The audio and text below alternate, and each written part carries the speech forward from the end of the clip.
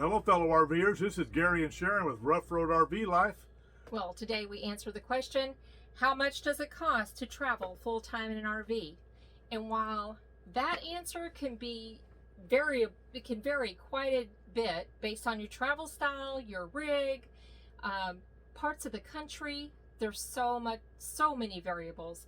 It's a hard to answer question, but maybe you can get some idea as we share what we spent on our 2023 travels. Yes, this is us. This is us. This is how much did it cost us to travel. Yes. So we live in our RV full time and we travel, and we have been traveling for 5 years. We've lived in our RV for 6 years. So I'm Sharon. I'm Gary. And we're Ruff Road RV Life, RUFF Road RV Life, because we have 2 half husky sisters that travel with us. Yes. And we started off with our sweet poodle, Phoebe, but she passed very early on. Okay, so we do this every year. We cover food, fuel, and fees. Those are the really the campground fees, and the fuel are the 2 most variable. You have to eat wherever you're at, right? Right. Got to buy groceries. So, but we throw the groceries in there as well, just as a frame of reference. Yep. Again, me, Sharon, and 2 60-pound dogs. We do pay a little bit more on account of the dogs. Yeah. If you don't have dogs, you don't got to buy dog food or dog treats or any of that stuff. But we do, so we do. 2 spoiled dogs. So there's so much more to consider here, and we'll go over that in the end. So it's not just food, fuel, and fees. There are a few other considerations that we'll share with you that you may not have considered if you're considering RV life. So we're going to start with, what did our travel look like in 2023? And we'll also throw our 2022 numbers there for comparison. So in 2023, we traveled 5,521 miles.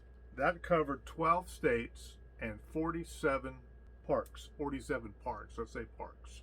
5,521 miles, 12 states, and 47 parks last year.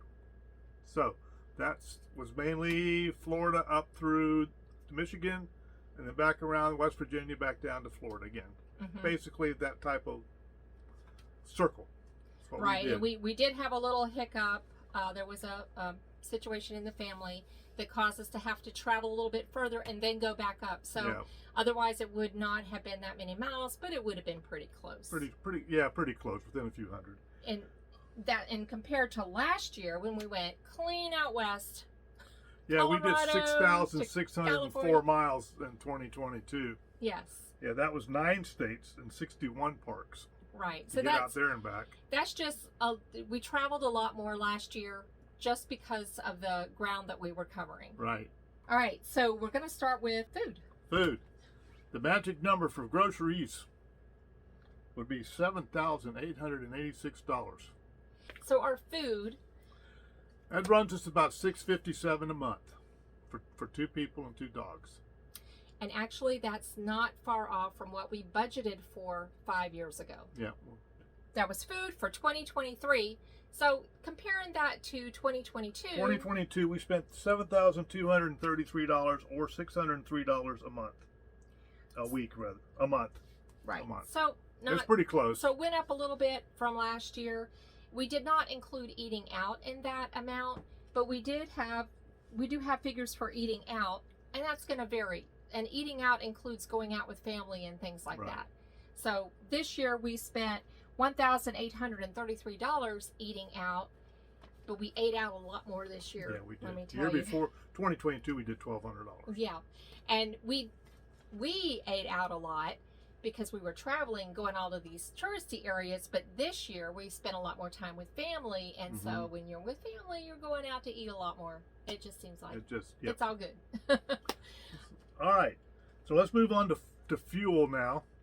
So for fuel for us, we have a 33-foot motorhome. We 24,000 pounds, a 300-horse diesel Cummins motor, which I said is diesel, but then we also have a tow vehicle, which is an Acura MDX that burns gasoline. So premium gasoline, by the way. Yeah, have to put the high dollar stuff in there.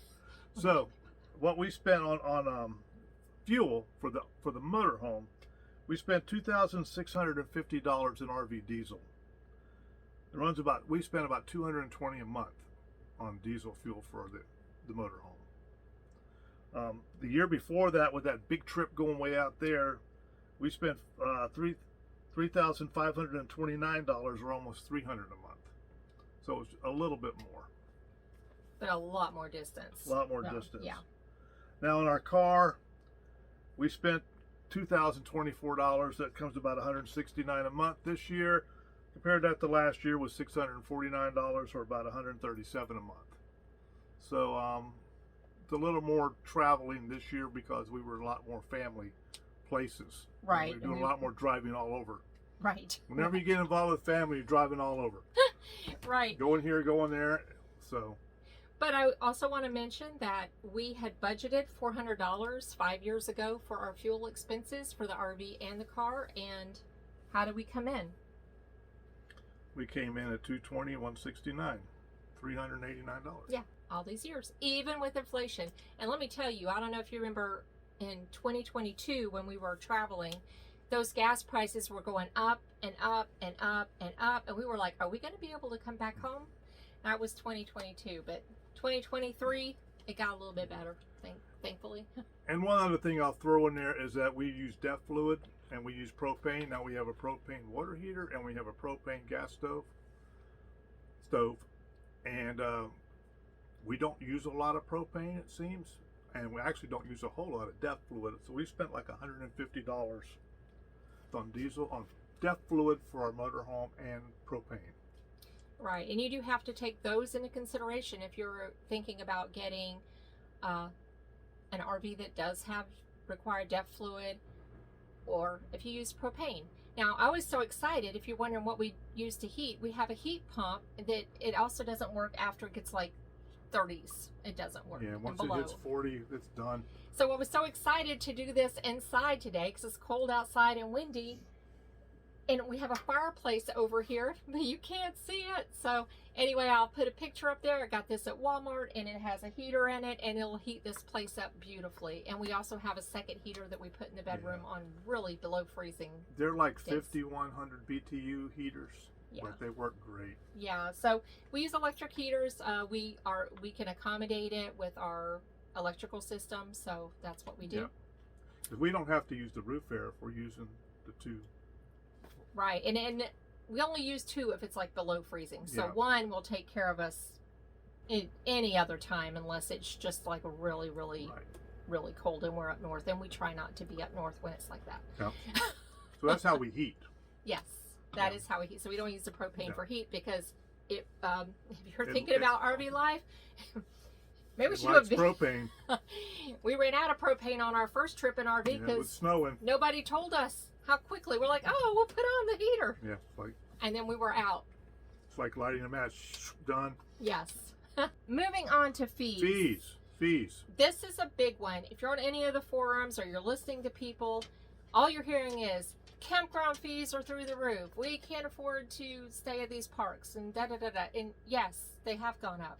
And in Florida here, in these touristy areas, they have really gone up. Like the monthly fees and all that. I'll make a disclaimer, a little bit of thing here, because I'm a senior. Believe it or not, I know it's hard to believe that, but I am a senior. So young. I am a senior. So in some, like Florida, I get a senior discount, which is like half off. And for Florida State Parks. For Florida State Parks. Yes. Corps of Engineer, I get a discount there. So there are places where being a senior, I do get a discount. Sometimes it's nothing. Sometimes it's 10%. Sometimes it's pretty good. Right. And so if you're not a senior, then you're not going to get the discount. So it'll be a little bit more than what we're going to say here. And look at where you're traveling to, because different states, some will offer any senior a discount and some will only offer residents discounts. So the prices that are really through the roof here in Florida are the private parks that are in the, along the beach and the coast and all of that. Right. So, because people come down here from up north, and they do have seasonal rates where you pay more in the winter than you do in the summer. And I would say that in some places it pays to buy, in some states it pays to buy a park pass, so you don't pay $5, $6, $7 a day to park, Right. Georgia. plus your RV, plus your campsite fee. Yeah. Now Florida here, $7 a day for electric, And plus the campground fee. And you do not get half off on that $7. No, so that's you pay that. right, everybody pays that. Right. So that's just a couple of other things you might want to help with the price if you're going to be in some place multiple days. Buy the pass. Right. The campsite fees are variable. Mm-hmm. Sometimes you will, in some states, you will pay more, and I'm talking about state parks because that's primarily where we go. You'll pay more for the weekends than the weekdays. It just depends on the state. Right. And you might pay more for a 50 amp site than a 30 amp site, or a waterfront site versus a non-waterfront site. And then sometimes they're all the same. So just check that out when you're, maybe we need to do a things to look for when booking video. So the campground fees that we spent, $5,843, which came to like $487 a month or $16 a day. It's what it averaged out for us for the course of the year. Now, included in that was a lot of mooch docking time that we did at families. Yes, we visited a lot more family this year, and we'll give you the numbers for last year as well. But for a frame of reference, we took our travel days and we averaged them out across the whole entire year, which brought our cost down to $16 a day. Now, the previous year was $9,588 to go all the way out to the other side of the world, and it was like that was $800 a month, and it was almost $26 a day to do that. Right. And again, that just our travel days, because we did a little bit of mooch docking last year, but we were on the road a longer period of time, so that was averaged out over 12 months. If you don't have the availability to mooch dock, or you don't mooch dock with family, we did back out our mooch docking days, which were a considerable amount last year because of some family issues and all that. We mooch docked 168 days last year, which was more than normal for us. Yeah. So the 197 days that are left that we did actually camp in parks and all that, that came out to like $30 a day, if you were just to do it by that, which is about what a park averages, something like that. Still not bad. $900 a month. Considered, because we have seen parks go up a little bit. Now 40, 50, 60 is pretty standard that we're seeing. So to get $30 a day, because there's other state parks that don't charge as much. There's different places you can go. So we share that to show that it's not, you can tweak it however you need to. I know out west there's a lot more boondocking opportunities than here on the East Coast. Right. But if you can get in a month, so a lot of times those monthly rates are going to be a lot cheaper. So not on the coast of Florida, nay. But if you look at some of these interior states or other places, even in Florida, there are places that have very reasonably priced monthly rates that are going to bring your daily rate down. Yeah. The most we ever do is a weekly rate. If we're going to be somewhere at a private park, we'll take advantage of the weekly rate. Yeah, I think the highest parks we ever paid or stayed at was probably the Grand Canyon and Lake Powell. Yes. In the They were 80s. They were quite up there because they're run by a vendor. Right. Even though there's national park, our discount didn't apply because they're operated by a vendor. Right. So. Right. And a little tip: if you're reserving at a private park, call and ask, do they offer any discounts? Sometimes you'll find that they do offer discounts for different populations. So military is one of them. You can almost, a lot of places. Seniors sometimes, we got a discount for a first-time visitor. We're a first-time visitor there, we got a discount. Educators sometimes can get a discount. So just call and ask. Never hurts to ask.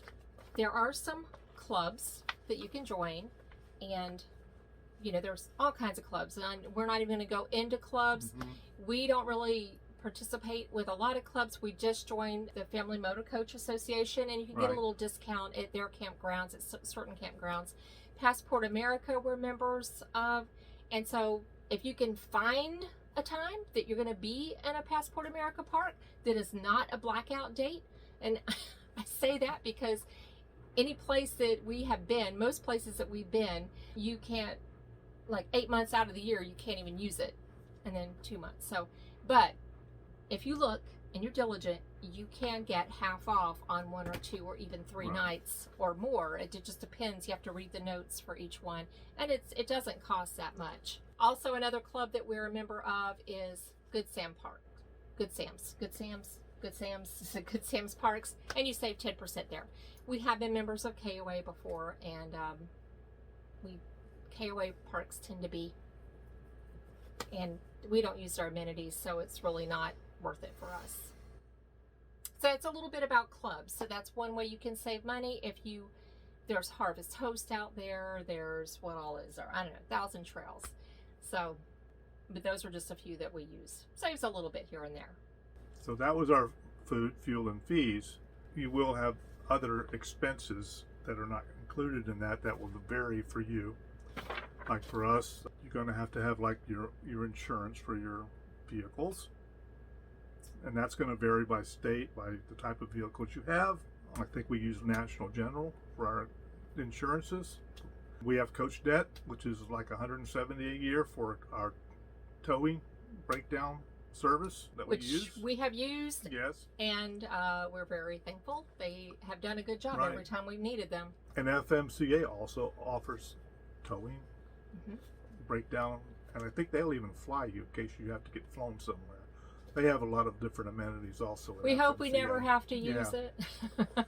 Check your states. All over the place. So, some states have inspections, and you've got your tags. All these little expenses that keep up on you. And you're going to have, for us, you have to spend money yearly for your AC filters and your water filters. Now for us, it's an inline filter for the city water, and then I also have a cartridge filter for onboard water. I think it's around $300 a year I spend for those filters, for those filters for the whole year. Yeah, we like to order them once a year, and then we have them. I have them. I carry them. And then we just replace what we need to quarterly every or whatever quarter. it is. Yeah. Yeah. So a few more considerations that you need to think about is connectivity. Can you connect to the internet? Are you okay with it? There's some places I would love to go, but I could never upload a video there. There's no cell service. So if you have to stay connected, if you need to have Wi-Fi, that's not always available. But also, how are you going to have that Wi-Fi? For us, it's a hotspot, but for other people, it might be Starlink. It depends on what you want to use. So think about connectivity. If you're working on the road, you're going to need to have access to Wi-Fi some way. If not, you might be fine with your phone and perfectly okay to head on out without any service. All right, another thing, if you're traveling with pets, you're going to need to consider the cost of vet visits and any meds that they have, any emergencies that they have on the road, as well as your own emergencies. We've had a tooth emergency that we had to deal with. We just had one of our dogs, we had to visit the emergency vet. That was unexpected. So an emergency fund for these things. But we have those in our sticks and bricks too, right? Yep. Dogs get sick there too, So we also, at the tail end of this, after we've gone over everything that we have spent in 2023, and hope that that's given you an idea of how much it costs to live in an RV full time. For us, I know there's people that say they live as cheaply as $500 a month, and I know there's people out there that are living for thousands of dollars a month. So it's going to depend on the individual. Right. So the question is it cheaper to live in an RV or sticks and bricks? We get asked that a lot. Yes. So answering for us, what say you? Well, the first thing that pops to my mind is maybe for some people it's not necessarily less expensive for one or the other, but it's a different lifestyle that you choose to live. A sticks and bricks lifestyle or a traveling RV, motorhome, whatever lifestyle. So it's a different lifestyle you're choosing. not necessarily to save money, but to do different things. But now, as far as we're concerned, I believe that it cost us less money to live in our motorhome and travel than it did in our sticks and bricks house. Would you concur? I would concur. That is for us. That might be different for other people. If we were to do all the traveling that we do now, like going to the Grand Canyon, going to visit family all over the country, it would cost a fortune in plane tickets and Airbnbs and all of these things. So it's a lifestyle that we choose. So it's individual again. Yes. Some people, we've heard people like, we don't want to be away from our grandkids. Well, our grandkids are all over, so we get to go see our grandkids. We'd have to fly to Colorado. We'd have to fly to Pittsburgh. We'd have to fly to North Carolina, fly to Georgia. Yeah. I mean, we'd be all over the country we would probably get frequent flyer miles or something. Bonus. Or a lot of car driving. But anyway. If I want to drive in a car, I may as well drive in my motorhome, right? Right. So for us, but again, that's an individual choice. Look at your individual situation, what lifestyle you're looking for, and decide for yourself. There is maintenance with an RV, and you do need to set aside maintenance. I'll just give you a rundown. Yeah. Here are maintenance, repairs, and replacements that we had for our motorhome last year. Now, keep in mind that you're going to have to do this in your house, too. You also have maintenance, repairs, and replacements. So our generator had to be repaired. Roof had to be sealed. Yep, that was $200. A new toilet had to be bought. Had to $200. be. Had to be. We needed a gas valve for our hot water heater. Motherboard. And a motherboard. That was 2 things. Our Acura needed a new battery. Yeah. Those have gone up. Yep. And we talked about our filters and AC. All that stuff. Our water filters and AC filters. We also have to change our oil in our RV and in our car, and the appropriate filters for those. So just keep all that in mind. There's a lot of expenses to think about. There are a lot of resources on the internet. You can ask us questions anytime, and we'll be happy to answer within our scope of knowledge. We can do that. And I do have a question for you, because this is all about budgeting. Like when we started off, we started with a very tight budget. It was so tight that if I spent too much on a campground, more than I wanted to, I would book us at a Walmart and a Cracker Barrel to offset that cost. She's lightened up since then. Yes. So, but we started with a budget, a very tight budget, so we could make sure that we could make it. And then now we see every year when we look at these expenses, we're still within our budget and with a lot less stress. See, we would stay overnight at a Cracker Barrel to save a campground fee, and then we spend $50 eating a Cracker Barrel. Yeah, I did discover that was a thing. So. But then the food bill, I guess it's a wash, right? But then the food bill would come down. Yeah. See, then the food bill would be less. I guess. So anyway, we're always thinking about budget, being budget conscious. How can we save money? It's one reason why we joined Family Motor Coach Association. We look at these different things. So that's my question to you. Like, what budget tips do you have to offer for us, or any RVer out there, from sticks and bricks to if you're in an RV? If you're thinking about RVing, are you thinking about RV life? And what kind of travel style do you think you'll have? Will you travel while living in your RV? Are you thinking about mooch-docking somewhere? Boondocking out west? There's a lot of boondocking opportunities. Or just wait and see. If you're thinking about RV life, drop it in the comments below and just let us know. Hey, yeah, I'm thinking about it. I'm considering it. We were there. We've been there. We were like, hey, what's this tiny home living? Yeah. Hey, what's this RV life? We've done the whole thing, all the way from selling our home, sticks and bricks, to downsizing, to getting on the road, to downsizing, to getting on the road, to downsizing, to getting on the road and downsizing. And downsizing is and ongoing. Finally you get where you're at. Right. Your happy point, which is where we're kind of at now. Yes. That'll be another video, but we have worked hard on that. But anyway, that's another aside. Yeah. We hope we answered your question of how much is the cost, or given you an idea of what RV living can cost, cost. for 2 people and 2 dogs. Right. We wish you much luck in your decision and your planning for your future travels, whether you're just starting out or whether you have been traveling for a year or 2 years, 5 years, 10 years. If you have been traveling, if you are a full-time RVer, drop us some advice down in the comments, because we can all learn from each other. What is one thing that you do to watch your budget and keep your costs down? One more thing. If you find value in this video, go ahead and click like, subscribe, and share it with a friend. And that helps our algorithm, because we really do enjoy putting these videos out here, and we consider it a service to other RVers, because when we were starting out, we relied on a lot of YouTube videos about RV life to help us.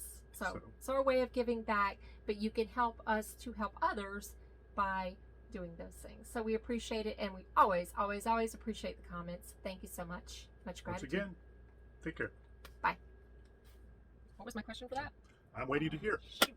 Oh, I had a good question. It went. No, I'm not gonna put all this on there. What was a good question? Did you write it out? No, I didn't. I sit here and told you. Well, these people want to know. No, honey, I'm not. This isn't going to be on there. Well, you should put it on there. No. These people want to know. So one question is, what is your budget tip to help RVers out there or people in sticks and bricks? And the next question is, are you thinking about RV life? And if so, when are you going to start? No, that wasn't it. That wasn't it. No. It was, are you thinking about RV life? And if so, why? Maybe why? Maybe what's why? Yeah. I don't know, but they're leaning in towards their phones now, trying to wait for the question. Not gonna have some here. I had a really good question. Okay, it's because I don't like the question. What was the question? No, that question drug out. It's not, yeah, because it's not, that wasn't the question. It was a horrible question.